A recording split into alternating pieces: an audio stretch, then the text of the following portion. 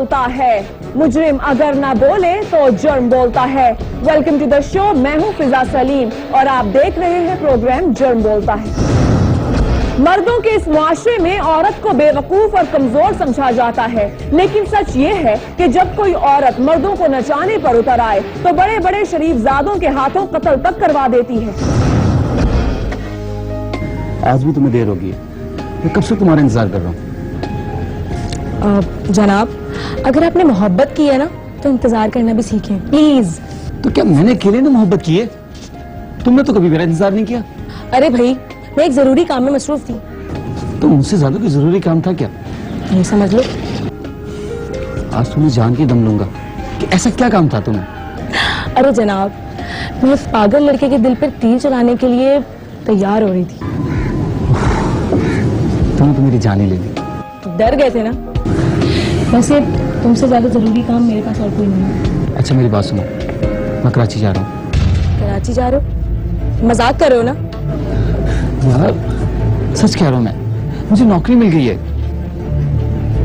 तो मैं यहाँ अकेली कैसे रहूंगी? मैं तुम्हारे लिए तो जा रहा हूँ। एक साल बाद मैं वापस आऊंगा ना, तुमसे शादी कर लूंगा।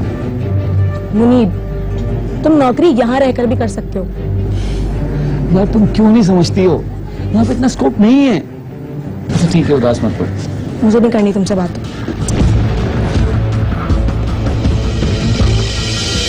बेटा घर पे तबीयत तो सही है वसीम की, लेकिन वैसे वसीम नहीं तो मैंने कहा चलो मैं आपके पास रहूँ। और अस्सलाम वालेकुम। जीती रहो बेटी, जीती रहो।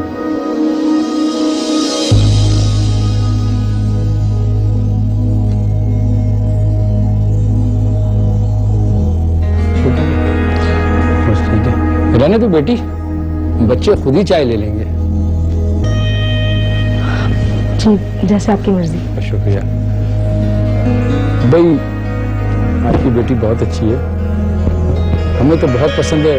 बस हमारी तरफ से तो हाँ ही समझे आप। हमें भी कोई एतराज नहीं है, बस रस्म दुनियादारी के लिए 2-4 दिन की मोहलत दीजिए। जनाब 1 हफ्ते बाद हाँ कर दीजिएगा, कोई मसला नहीं, इतना तो इंतजार हम भी कर सकते हैं। अगले हफ्ते आप हमारे घर खाने पर तशरीफ लाएंगे, इंतजार रहेगा आपका। इंशाल्लाह जरूर आएंगे। ठीक है, बहुत शुक्रिया।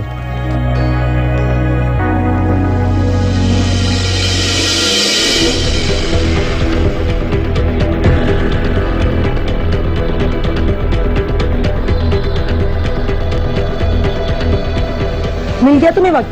क्या हो गया है? तुम इतने गुस्से में क्यों हो? मैंने तुम्हें कितनी कॉल्स की हैं, कितने मैसेजेस किए, लेकिन तुमने एक का भी जवाब नहीं दिया। यार मेरी चंदा, मैं काम में बहुत बिजी था, मैंने सेल को भी देखा है। अच्छा बात सुनो, तुम जल्दी से वापस आ जाओ। यार ऐसा क्या हो गया है? मुनीब, अब्बू मेरा रिश्ता कहीं और तय कर रहे हैं, तुम मुझे यहाँ से ले जाओ कहीं प्लीज। हाँ? ऐसा कैसे हो सकता है? ये हो नहीं सकता, ये हो चुका है, प्लीज जल्दी कुछ करो। यार अलीना, मैं इतनी जल्दी कैसे कर सकता हूँ? सारे हालात तुम्हारे सामने हैं। मुनीब, मैं तुमसे जुदा नहीं हो सकती, कभी भी नहीं। तुम्हें पता है मैं भी तुम्हें नहीं छोड़ना चाहता, पर जब तुम मैं सेटल नहीं होगा ना, तुम्हारे घर वाले मुझे रिश्ता नहीं देंगे। यहाँ मेरी जिंदगी दाव पे लगी हुई है और तुम कह रहे हो सेटल होना चाहते हो? ओके, तुम सेटल हो जाओ और हाँ, मुझे भूल जाना।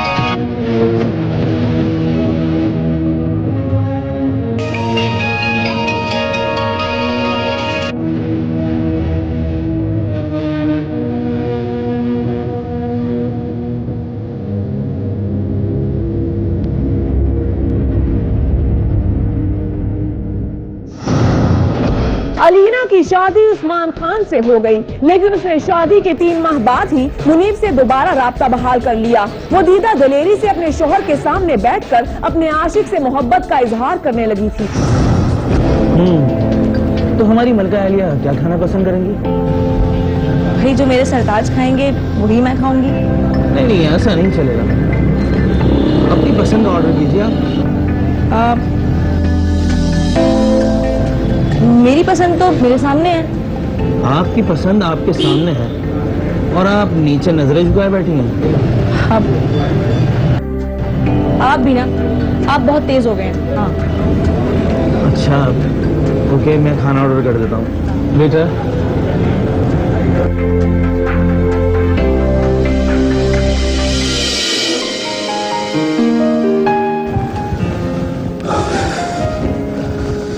यार आज तो बड़ा थक गया। हाँ, आज हम घूमे भी तो बहुत है ना। वैसे जिसकी तुम्हारी तरह खूबसूरत बीवी हो ना, उसको वर्ल्ड टूर पे निकल जाना चाहिए। क्या बात है, आजकल बड़े फिल्मी डायलॉग मार रहे हैं आप। कौन सी मूवी देखी है वैसे? मैंने हाँ वो अपनी ही शादी की फिल्म देखी थी मैंने। ओहो, मक्खन लगाना तो कोई आपसे सीखे। चले आप फ्रेश हो जाएं, मैं आपके लिए गर्मा गर्म चाय बनाती हूँ, सारी थकन दूर हो जाएगी। हाँ ये ठीक है, जल्दी से।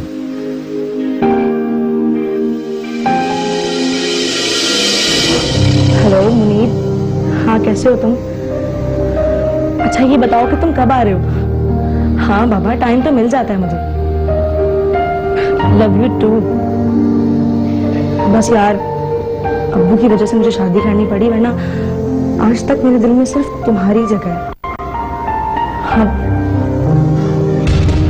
वकास तुम? भाभी किससे बात कर रही थी तुम? अरे किसी से नहीं, बस ऐसे ही।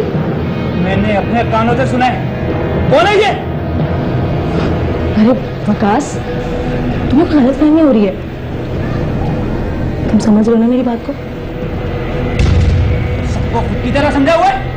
चल भाई को बताता हूँ। अरे छोड़ो मुझे, क्या कर रहे हो? छोड़ो मुझे। क्या हो रहा है ये? क्या हरकत है ये?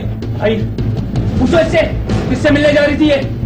वकास, तुम्हें कोई गलतफहमी हुई है। भाई मुझे कोई गलतफहमी नहीं हुई। मैंने खुद अपनी कानों से इसको इश्किया बातें करते हुए सुने। ये देखो। वकास तुम चुप रहो। अलीना तुम बताओ असल माजरा है क्या? उस्मान, मैं नहीं जानती वो कौन है। वो खुद मुझे एसएमएस करता है और कॉल्स करता है। क्या कहता है? कभी मुझसे कहता है कि मुझसे मिलो, कभी प्यार भरी बातें करता है, और जब मैंने उससे मिलने से इनकार किया तो उसने आपको कत्ल करने की धमकी दी। उसे टालने के लिए मैं ये सब कर रही थी, और ये है कि तुम क्या अभी उससे मिलने जा रही थी? क्या हो गया उस्मान आपको? मैं आपके बगैर कहीं जा सकती हूँ क्या? वो तो मैंने सोचा कि पहले मैं खुद हैंडल करती हूँ, अगर नहीं समझ में आएगा तो मैं आपको बता दूंगी, फिर जैसा आप कहेंगे वैसे कर लेंगे। नहीं भाई, जब मैंने सुना तो भाभी खुद भी बहुत चहक रही थी। मैं इसको मजबूरियों की बात नहीं मान सकता। मैंने कहा ना कि तुम चुप करो। पहले इस मोबाइल वाले लड़के को देख लेते हैं, उसके बाद इस बारे में डिस्कस करेंगे। भाभी अगर ऐसा है तो आप उस लड़के को कहीं बाहर बुलाएं, मैं खुद देख लूंगा इसको। वकास ठीक कह रहा है, उसको कहीं मिलने के लिए बुलाओ, फिर उसका जो हाल होगा ना वो देख लेंगे। ठीक है, मैं उसे सामने वाले पार्क में बुला लेती हूँ। उसका जो अंजाम होगा ना बहुत भयानक होगा। हेलो, हाँ तुम मुझसे मिल सकते हो? मुझे तुमसे कोई जरूरी काम है।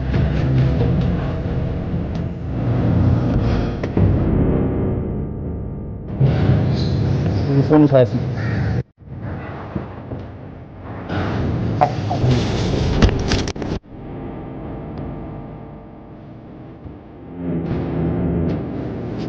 अलीना से मिलना है? कौन है आप लोग? आते हैं हम लोग कौन है?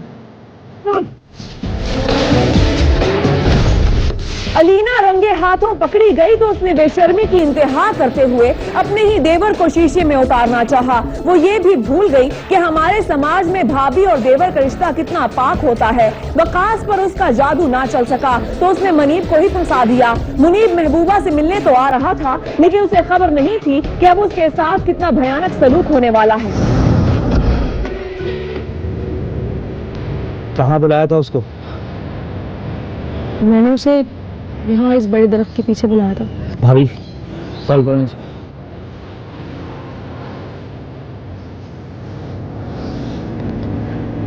हेलो, हाँ कहाँ हो तुम? मैं तो पहुंच गई हूँ, प्लीज जल्दी आ जाओ। मुझे लग रहा है कि मैं रास्ते में हूँ। आज आने दो उसे, ऐसी जगह पहुंचाएंगे जहां से कभी वापस नहीं आएगा।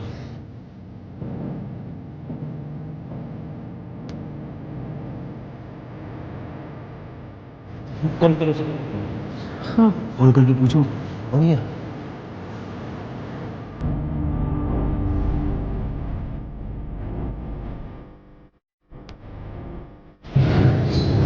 फोन उठाया था।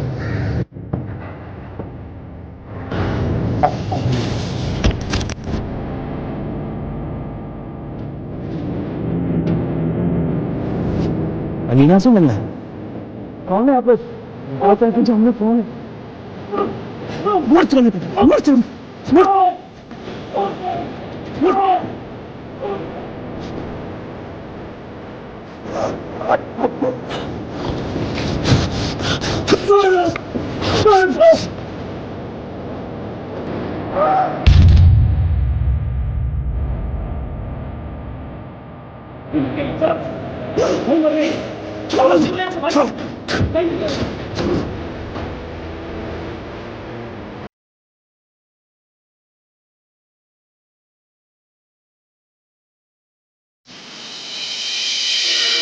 आखिरी दफा तुम्हारी मुनीब से बात हुई थी ना?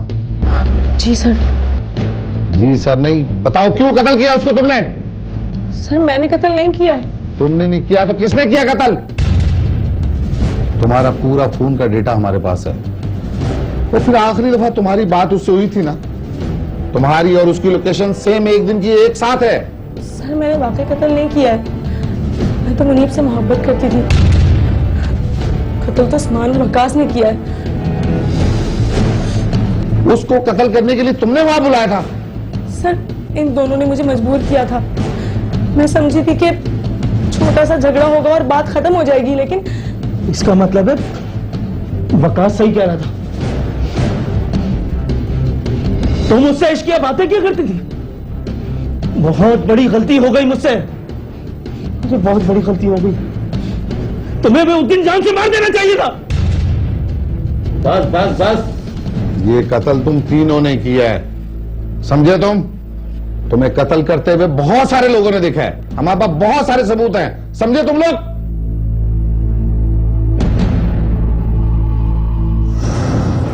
अलीना जैसी लड़कियां किसी एक की नहीं होती, ये सिर्फ अपनी जात की गुलाम होती हैं। अलीना पकड़ी गई तो उसने खुद को बचाने के लिए पहले मुनीब को मरवा दिया और दूसरी बार मुनीब के कत्ल का सारा इल्जाम उस्मान और वकास पर लगा दिया। उसका ख्याल था कि शौहर को फांसी होने से वो एक बार फिर आजाद हो जाएगी, लेकिन वो भूल गई थी कि ख्वाहिशों के गुलाम और मतलब परस्त लोग जितना भी ऊंचा उड़ लें, आखिर एक दिन उन्हें जमीन पर गिरना ही पड़ता है। ब्रेक के बाद देखिए, फैक्ट्रियों को लूटने वाला 20 रुकनी खतरनाक गैंग। डाकुओं ने फैक्ट्रियों में अपने बंदे भर्ती करवाना शुरू कर दिए। कराची हो या लाहौर, हर जगह डाकुओं ने शहरियों का जीना दूभर कर दिया है, मगर पुलिस भी ताकुब में है। मुखबरों का नेटवर्क बिछा दिया गया है। तो अब की बार क्या इतला है थाना मोची गेट लाहौर के पास, देखिए। एसडीपीओ गुलाम दस्तगीर साहब की कॉल आई है, आपने कुछ रेड करना है खतरनाक डाकुओं पर। पूरी ईमानदारी से रेड करना है।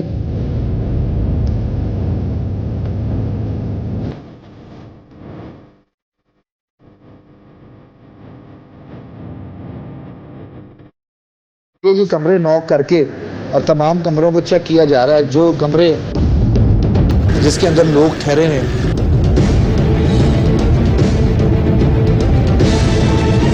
कितने लोग हैं आप इस कमरे में?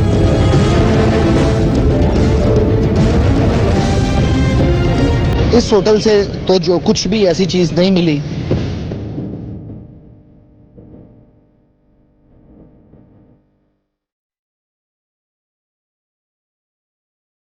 असला इनके पास से बरामद हुआ है। शराब पी रहे थे जिस वक्त इनको पुलिस ने रेड किया है।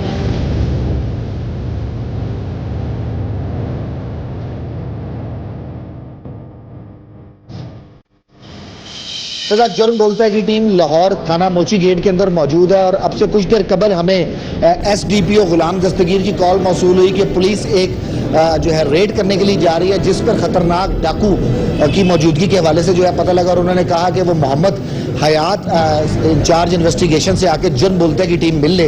इसी हवाले से जुर्म बोलते की टीम थाना मोची गेट पहुंची है।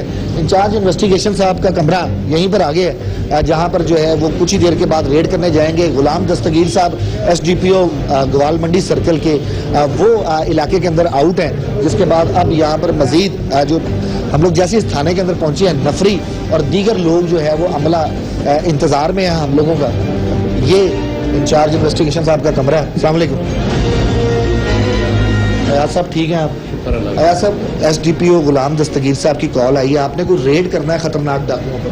ये जी अभी इंफॉर्मेशन मिली है कि ये गैंग है 15 से 20 लोगों पे मुश्तमिल। उसके कुछ मेंबरान इसी के इलाके ग्वाल मंडी में कहीं होटल में छुपे हुए हैं। तो इस इंफॉर्मेशन पे मैं जा रहा हूँ। वो कॉल का मतलब तो मैं आपको नहीं बता सकता किसने की है। तो सफेद पार चार्ज में मैंने वहाँ अपने मुलाजमीन को डिप्यूट कर दिया है और रेकी कर रहे हैं होटलों की। तो इंशाल्लाह अल्लाह कामयाबी करे। सर इस हवाले से जो एसडीपीओ साहब से मेरी बात हुई, इन्होंने कहा था कि कोई वारदात इन्होंने की हुई है किसी इलाके के अंदर, शादरा या पता नहीं कौन सा इलाका। ये शादरा टाउन के इलाके में वारदात हुई है एक फैक्ट्री में। वहाँ से इन्होंने ट्रक लगा के माल लूटा है। ये 15 से 20 लोग हैं, लेकिन अभी 15-20 लोगों की इतला नहीं है। कुछ 3-4 लोग हैं मेरी इंफॉर्मेशन के मुताबिक। तो इंशाल्लाह हम उनको गिरफ्तार करेंगे। इधर चेक करते हैं, आप भी आ गए। रेड किस टाइम मुतवक्को है? कोई अंधेरा होने का इंतजार किया जाएगा या फौरी रेड कर दी जाएगी? नहीं, अभी फौरी रेड करना है। ये जो इन्फॉर्मर है उसने कहा किसी वक्त भी ये जा सकते हैं। इंचार्ज इन्वेस्टिगेशन ने छापे पर निकलने से पहले रेडिंग पार्टी को रेड के मुतालिक ब्रीफिंग दी। पूरी ईमानदारी से रेड करना है। अगर 3 या 4 खतरनाक डाकू हैं इधर छुपे हुए हैं जिन्होंने शादरा के इलाके में कोई वारदातें की हैं फैक्ट्रियों में, तो उनके गिरफ्तारी के लिए हम जा रहे हैं। तो जरा मजबूत हो के और बहादुरी से काम लेना है। चले शाबाश।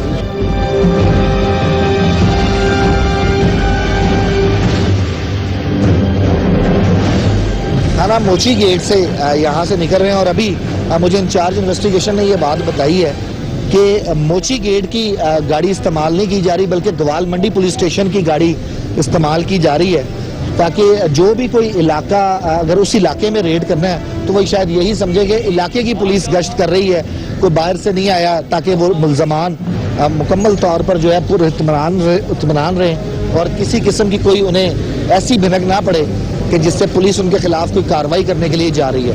ये लोग यहाँ से रवाना होने लगे हैं जी और जुर्म बोलता है कि टीम इनके साथ इनके हमरा जाएगी, इन्हें फॉलो करेगी जहाँ जहाँ पर ये रेड करेंगे।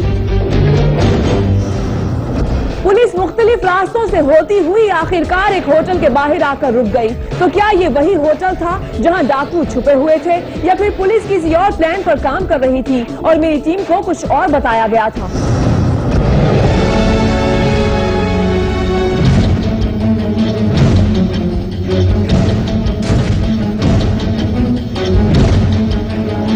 होटल के इंतजामिया में भी जो शख्स है उसे भी साथ लिया गया। तुम लोग रिकॉर्ड रखते हो ना जो भी बंदा आता है? हाँ जी, रिकॉर्ड। उसका सारा रिकॉर्ड आईडी कार्ड लेते हो? हाँ जी।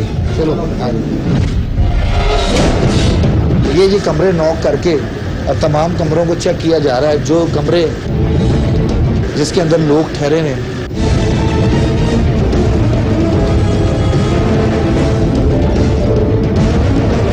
तलाशी वगैरह जो है इनकी ली जा रही है जी। मजीद इनको जो है चेक किया जा रहा है।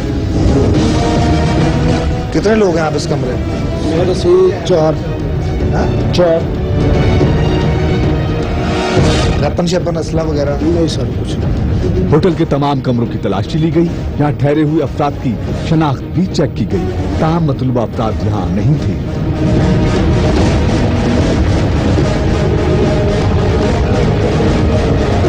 इस होटल से तो जो कुछ भी ऐसी चीज नहीं मिली जिससे जो है कोई डकैतों का या शुबा पैदा हो, लेकिन अगली जगह पर अब जो है रेड होगा और वो कहाँ पर होता है। बहरहाल लोगों की एक बड़ी तादाद, क्योंकि ये पुलिस का ये जो ऑपरेशन है ये इस वक्त बहुत गैर मुतवक्को ऑपरेशन हुआ है, जिस पर जो है तमाम यहाँ के इर्द गिर्द के लोग इकट्ठे हो गए हैं। इसके बाद रेडिंग पार्टी पहुंची एक और होटल पर और वहां भी चेकिंग का सिलसिला काफी देर तक जारी रहा।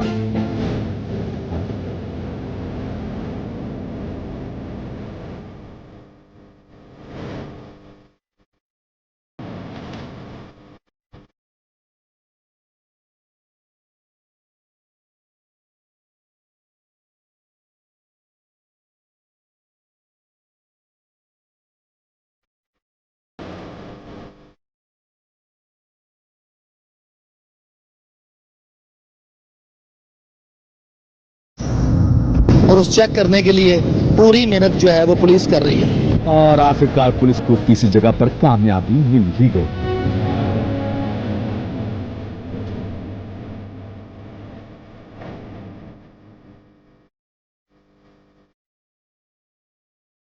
पुलिस जिस मिशन पर थी वो मिशन कामयाब हुआ है। 3 अफराद की मुखबरी थी, 4 की 3 अफराद हिरासत में लिए गए हैं। इनके कब्जे से नकदी भी बरामद हुई और खासी बड़ी तादाद में नकदी है। असला इनके पास से बरामद हुआ है। शराब पी रहे थे। रेडिंग पार्टी दूसरे होटल पर चेकिंग कर रही थी कि इसी दौरान पुलिस अफसर को सादा कपड़ों में मलबूस पुलिस एहलकारों की कॉल मौसूल हुई, जो करीब ही किसी होटल में मौजूद डाकुओं के गिर्द घेरा तंग कर चुके थे। अब की बार एग्जैक्ट लोकेशन की निशानदही थी। खासे पुरुम्मीद है जी इंचार्ज इन्वेस्टिगेशन, और उनका है कि है इन्हीं इलाकों में, लेकिन उसको चेक करना पड़ेगा और उस चेक करने के लिए पूरी मेहनत जो है वो पुलिस कर रही है। करीबी किसी होटल की इतला मिली है जी, और अब वहाँ पर पुलिस की नफरी उस जगह पर चेक करने जा रही है जहाँ पर पुलिस के सादा लिबास में एहलकार पहुँच चुके हैं, और अब उस होटल का पूरा घेराव किया जाएगा और उसको चेक किया जाएगा। ऐसा वैसे इन्फॉर्मेशन तो आपकी करेक्ट है ना? ये ना हो कि इन्फॉर्मेशन नहीं, ऐसी कोई बात नहीं। 2 होटल तो क्योंकि हो गए हैं, देख लेते हैं, वहाँ पक्की इन्फॉर्मेशन है, ऐसी कोई बात नहीं।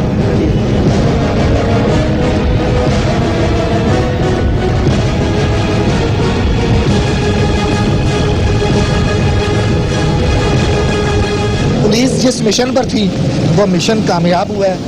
3 अफराद की मुखबरी थी, 4 की 3 अफराद हिरासत में लिए गए हैं। इनके कब्जे से नकदी भी बरामद हुई और खासी बड़ी तादाद में नकदी है। असला इनके पास से बरामद हुआ है। शराब पी रहे थे जिस वक्त इनको पुलिस ने रेड किया है, और ये 3 मुल्ज़मान हैं। इनके चेहरे और इनके पास से निकलने वाला असला भी पुलिस ने अपने कब्जे में ले लिया जी। ये 3 अफराद हैं जिनके चेहरों को छुपाया गया है।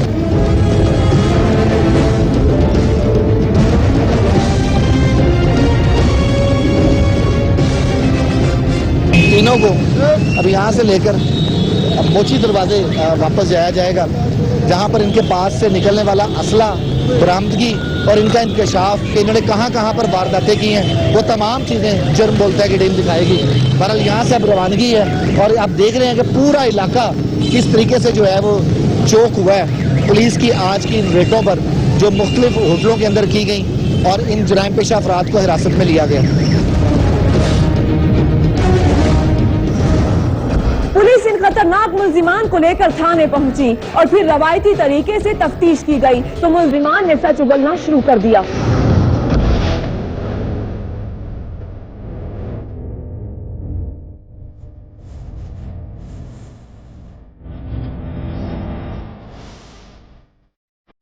तो पुलिस ने इंटेरोगेशन कर ली और अब इंचार्ज इन्वेस्टिगेशन हयात साहब यहाँ पर मौजूद हैं। हयात साहब, इन मुल्जमान से जो रिकवरी हुई जो कैश है, ये टोटल कितनी मालियत? ये अभी 10 लाख कैश बरामद हुआ है इनसे, और एक पंप एक्शन राइफल है, 2 पिस्टल हैं 30 बोर के, और उनके साथ गोलियां हैं। अभी इनसे मजीद हमने बरामदगी करने के लिए जाना है। सर, अगर आपकी इजाजत हो तो अब इनके चेहरों से ये नकाब हटा लिया जाए जरा, इनके चेहरे भी लोगों को पता लगे जिस जिस जगह पर इन्होंने काम किया है, ताकि लोगों को आइडिया हो कि ये मुल्जिम है और ये डकैत है।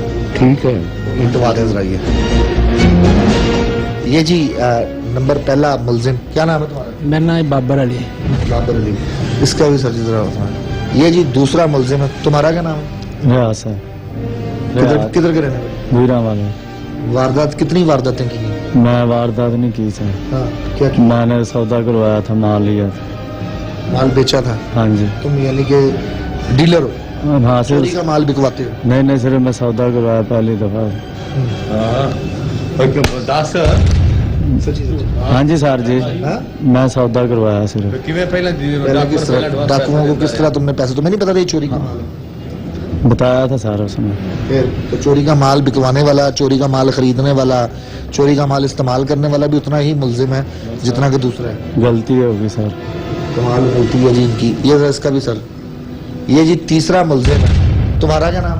कासम। कहाँ के रहने वाले? राटाउन के। कासम उर्फ निक्कू। निक्कू। हाँ जी। कितनी वारदातें की? एक ही की है। अच्छा, ये की जो पकड़े गए, ये कहाँ पे वारदात की थी? हाजी कोट में। वो कहाँ पे? हाजीपुर कलाहते रोड में। पूरा पूरा कलाहते रोड, हाजी कोट। मासूमियत का नाटक करने वाले ये तीनों डाकू अपने धंधे में इंतहाई माहिर हैं। क्या है इस डकैत गैंग का तरीका वारदात, जरा गौर से सुनिएगा। क्या वारदात में क्या चुराया था? डकैती मारी? सिल्वर था। और सिल्वर था, LCD और एक राइफल थी। एक राइफल जो ये बरामद हुई है। हाँ जी। और ये तुम्हारे पास असला कहाँ से आया था?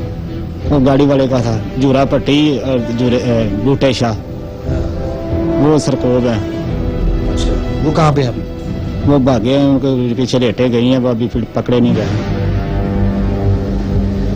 ये जी जो है मुल्जमान है, और इनका पहले तुमने भी कोई वारदात नहीं की होगी पहले? नहीं जनाब, पहले मैं इब्तदाई तौर पर 10 लाख रुपया कैश इनके पास से मिलता है, असला मिलता है, जिंदा गोलियां मिलती हैं, राइफल मिलती है, पिस्टल मिलते हैं।